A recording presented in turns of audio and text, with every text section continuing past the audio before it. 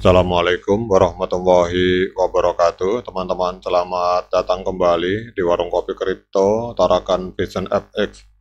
Sebelumnya saya ucapkan terima kasih pada teman-teman yang sampai hari ini masih setia menemani nongkrong di Warung Kopi Kripto Tarakan Vision FX.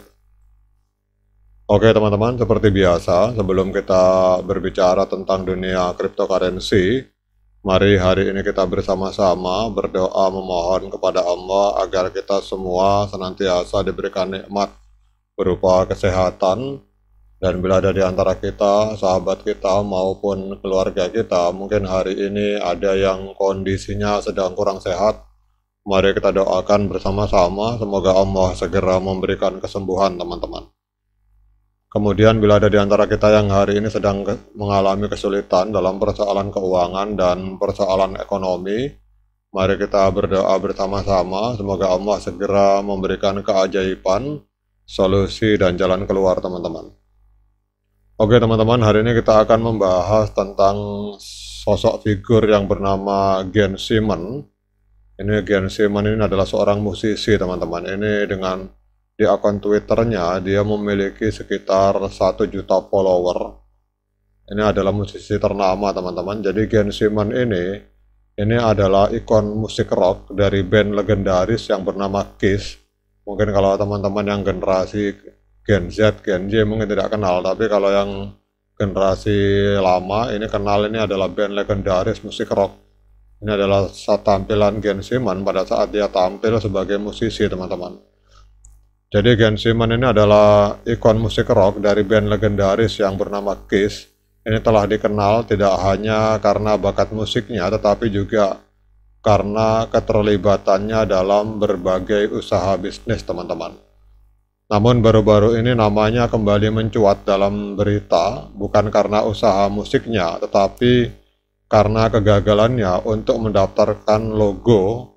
Jadi dia punya usaha, dia ingin mendaftarkan logo yang mirip dengan merek terkenal dari jaringan P-Network. Jadi dia mendaftarkan logo seperti ini lambangnya teman-teman.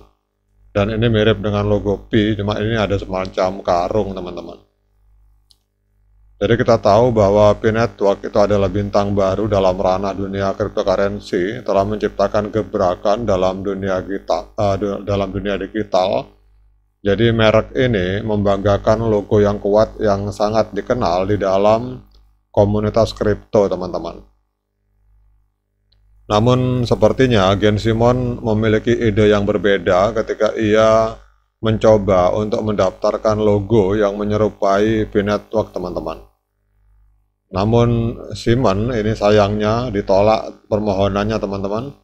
Jadi permohonan dia ditolak oleh Dewan Perselisihan dan Banding Merek yang ada di Amerika Serikat setelah P-Network mengajukan keberatan resmi teman-teman.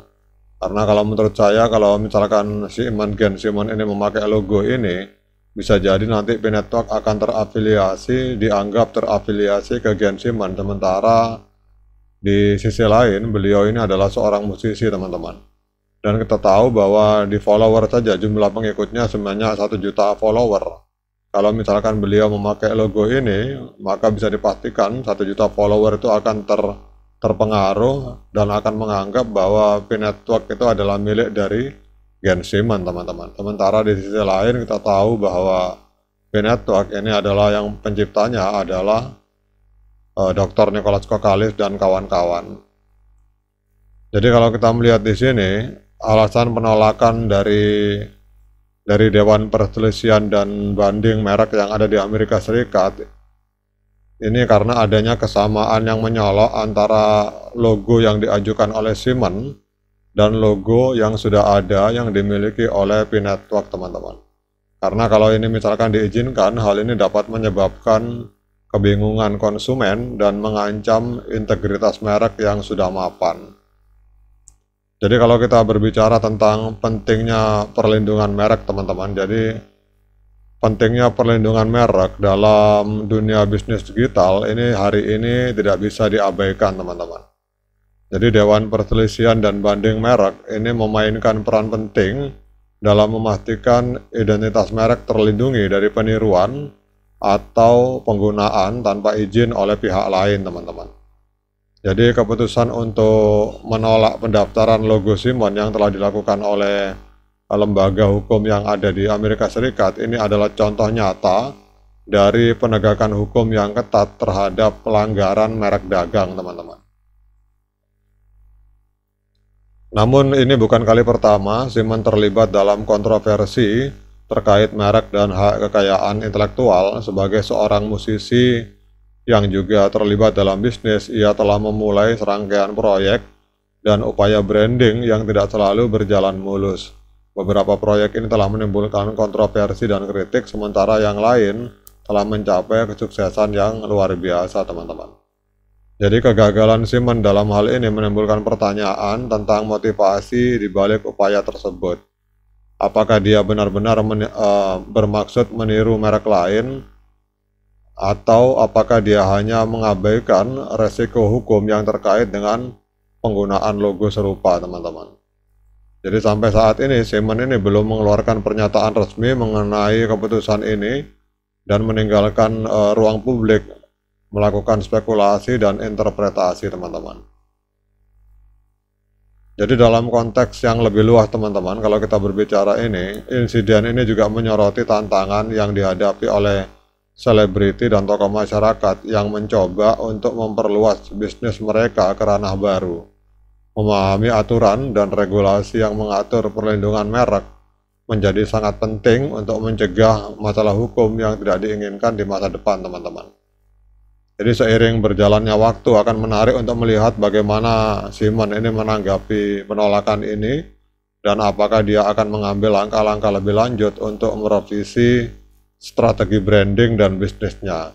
Akankah ini menjadi pelajaran bagi dia dan pengusaha lain tentang pentingnya kepatuhan terhadap aturan hukum dalam dunia bisnis yang semakin kompleks dan saling terhubung, teman-teman. Jadi meskipun kegagalan ini mungkin terasa sebagai sebuah kemunduran bagi Simon, ini dapat menjadi momen untuk refleksi dan pembelajaran. Namun di sisi lain, bagi P-Network ini adalah sebuah penguatan bahwa merek mereka ini dilindungi secara hukum, kemudian dan mereka siap untuk mempertahankan identitas merek mereka dari upaya peniruan tanpa izin di masa depan, teman-teman. Oke, teman-teman, demikian update informasi ini. Semoga ini bisa menambah literasi dan menambah pengetahuan bagi kita, terutama bagi para pionir, bahwa ternyata memakai logo sebuah branding itu tidak gampang, teman-teman. Harus ada izin dari pihak yang bersangkutan, karena kalau tidak ada izin maka kita akan mengalami nasib seperti yang dialami oleh Simon tadi. Oke, semoga ini bisa menambah literasi. Tetap semangat klik petirnya, abaikan para hater. Sekian dari saya. Assalamualaikum warahmatullahi wabarakatuh.